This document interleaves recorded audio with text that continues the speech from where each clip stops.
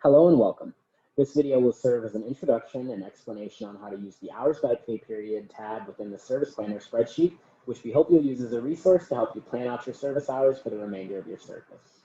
To create your own copy of the Service Planner, you're going to go to the Service Planner tab on the Alliance Google site and click on Make a Copy. It'll pull up a web page that literally has a link that asks you to make your own copy, and you'll be set to go.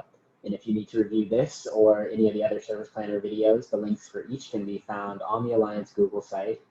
And with that being said, let's get started. I'll walk you through how to get to the Alliance Google site, which I recommend you bookmark once you're there. From the Minnesota Alliance with Youth main page, mnyouth.net, you'll click on AmeriCorps and then scroll down on the left-hand side, click on Current Members, and then the first link is to the Promise Fellow Google site for the 2021 school year. On the left-hand side, you're going to click on Resources drop down, and then you'll click on Service Planner. And this is how you get to the Service Planner page. You can bookmark this if you'd like as well. First off, we have it shows the three separate ways that you can use the Service Planner, followed by descriptions of each way. And today we'll be going through the Hours by Pay Period. From the Hours by Pay Period tab of the Service Planner, you can plan out how many hours you plan to serve per pay period in your service year. You can keep track of the days within the pay period, expected hours for those days, and how many hours you actually serve, along with notes for each pay period. And then down here at the bottom, we have the link to the Service Planner. This is where you'll get that page where it asks you to make a copy.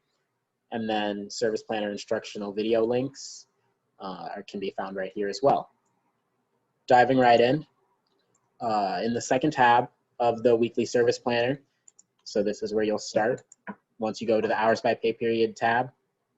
In column A, all the way over to the left, we have a list of the last days for each pay period. Each row corresponds to an entire pay period ending on the date in column A pretty much. So for example, row 13 references the pay period ending on December 31st, which would be all dates spanning from December 16th to December 31st. And then moving over to column B, which is the pre-filled amount of weekdays within each pay period. So there are 12 weekdays within the pay period ending on December 31st. And then going over to column C, this is where you'll plan out future time by filling in how many hours you plan to work for each pay period. These amounts will summate to the numbers of hour plan total under the planning statistics, which can be found over on the right-hand side, right here. And again, planning out to the end of the year will help you understand how much you will need to serve for each pay period in order to meet your hour requirements. And to give you a breakdown of the hour requirements, for a 1,700 hour position, you would need to serve 72 hours for like a 9-day period, 80 hours for a 10-day period, 88 hours within an 11-day period, 96 hours within a 12-day period, and so on and so forth for a 1,200 hour position and a 900 hour position. Feel free to take a screen grab of this if you want to keep these numbers. Otherwise, you can reference this video back when you're filling out your Service Planner. In column D, you'll be able to use this as you progress through your term of service to compare how much you're actually serving per pay period to the amounts that you actually plan to serve in column C. And then lastly, in column E, you have a spot where you can write full descriptions of things to think about when planning your hours. So this would be things like vacations, MEA, parent-teacher conferences, or days just that your site is closed in general. And then the last thing that I want to point out is the total number of hours served here, which is going to summate from column D. And then this last box down here is going to show the amount that you served compared to or added to the amount that you plan to serve going forward from that date. And that is a brief walkthrough of how to use the Hours by Pay Period tab within the weekly Service Planner. as an example of what one looks like filled out, I've filled my own out for current time. So the first 2 weeks were short weeks due to Labor Day, and then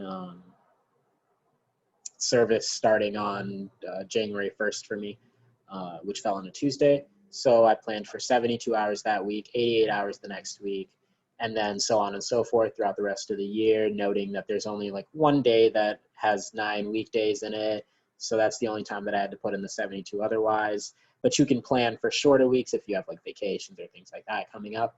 And then filling in what you actually served as you go along will pull away or will add up to the number of hours that you've actually served. And then this is that comparative statistic that adds the number of hours that I've served to the future hours that I plan to serve.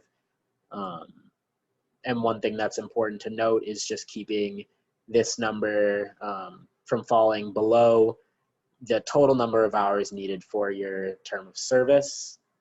And then I have over here in column E just filled out the different holidays and whatnot that I need to keep track of throughout the year.